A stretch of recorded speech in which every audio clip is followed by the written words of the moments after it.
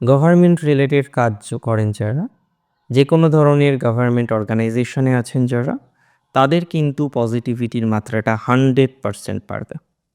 মকরের ক্ষেত্রে সরকার, বিশ্বস্ততা, অর্গানাইজেশন, এই সমস্ত জায়গা থেকে আপনার বিশ্বস্ততার মাত্রাটা বাড়তে পারে। সামহাও কিছু প্রাপ্তির সংযোগও উপেক্ষা করা যায় না।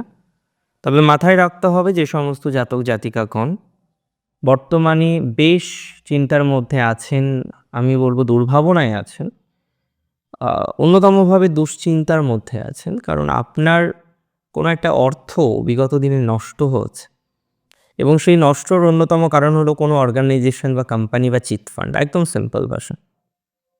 এই ধরনের বিষয় কিছুটা পজিটিভিটির এক্সপেকটেশন কিন্তু করছি।